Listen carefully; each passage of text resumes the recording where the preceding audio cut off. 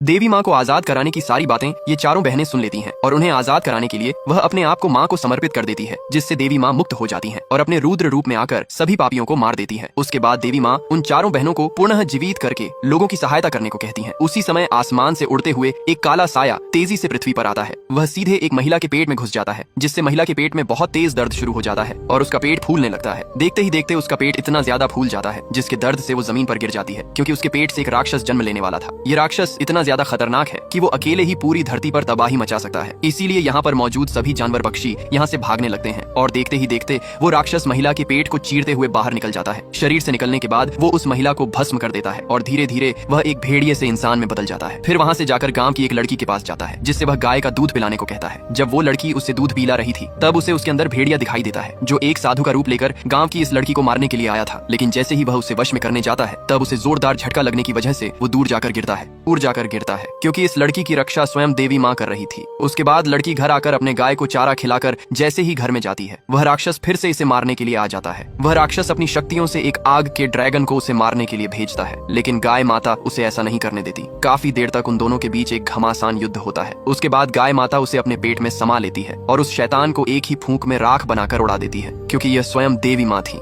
जो एक गाय के रूप में इस लड़की की सहायता करती है। उसके बाद देवी माँ अपने असली रूप में आती हैं और जोर जोर से हंसने लगती हैं। उनकी आवाज सुनकर लड़की दरवाजा खोलकर बाहर आती है तो वह उनसे पूछता है कि आप कौन हैं? तब देवी माँ उससे अपना नाम दुर्गा बताती हैं और कहती हैं कि मैं भी इसी गांव की रहने वाली हूँ, क्योंकि मैं लोगों के कपड़े धोने का काम करती हूँ और मुझे कई गांवों में जाना पड़ता है, इसलिए तुमने मुझे नहीं देखा होगा। अब से मैं कुछ दिनों तक इसी गाँव में रहूंगी।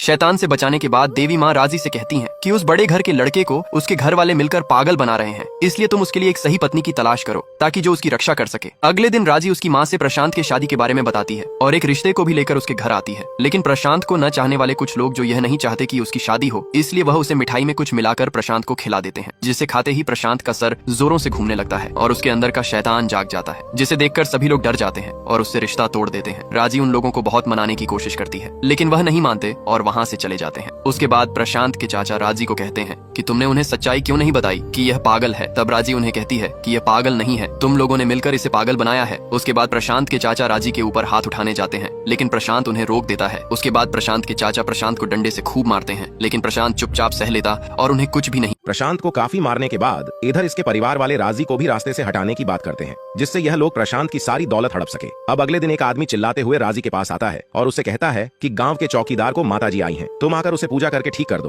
क्योंकि उसका शरीर तेजी से जल रहा है। उसके बाद राजी उसके घर जाती है और माताजी का गाना गा ही रही होती है कि तभी चौकीदार उसे बेहोशी की दवा सुघाकर उसे बेहोश कर देता है। इधर प्रशांत की आंटी और बहन गांव वालों को इकट्ठा कर देती है और राजी के बारे में गलत बातें लोगों से कहती हैं। तभी चौकीदार बाहर आकर कहता है कि मेरा इसके साथ काफी दिनों से चक्कर चल रहा है, पर आज मैं पकड़ा ही गया। उसके बाद गांव वाले चौकीदार को राजी से शादी करके गांव छोड़कर जाने के लिए कहते हैं कि तभी देवी माँ आ जाती हैं और चौकीदार से सच्चाई उगलवाने के लिए उससे पूछती हैं कि तुम सच सच बोलो, क्या बात है। जैसे ही चौकीदार राजी के बारे में गलत शब्द बोलता है कि तभी माता उसकी जीभ काट देती है और वह पूरी सच्चाई गांव वालों को बताता है कि ऐसा करने के लिए मुझे प्रशांत के घर वालों ने कहा था। उसके बाद गांव वाले चौकीदार को बहुत मारते हैं। जब उसकी आंटी और बहन घर जाते हैं तो घर वाले उन्हें देखकर डर जाते हैं। जब ये आईने में अपनी शक्ल देखती हैं तो इनके ऊपर भी माताजी आ चुकी थी। उसके बाद राजी इनके घर आकर माता का गाना गा के इनको ठीक करती है। एक दिन प्रशांत राजी को शादी के लिए प्रपोज करता है। उसकी बात सुनकर राजी सोच में पड़ जाती है और वहाँ से उठकर चली जाती है। तभी प्रशांत की माँ भी राजी से कहती है, जो मेरे मन में था वह उसने कह दिया, अगर तुम मेरे बेटे से शादी कर लो तो शायद उसकी तबीयत ठीक हो जाए। तब राजी उनसे कहती है, माँ जी मुझे अपने घर की नौकरानी बनने के लिए कहिए, मैं जिंदगी भर रहूंगी, लेकिन इस महल की रानी बनने की मेरी हैसियत नहीं है। ये कहकर राजी वहाँ से चली जाती है। इधर शैतान का दूत शैतान से कहता है, माता उसकी शादी करवा के ही रहेंगी, अगर दूसरे ग्रहण से पहले राजी का विवाह हो गया तो तुम्हारा मरना निश्चित है। तब शैतान कहता है, मैं ऐसा होने नहीं दूंगा।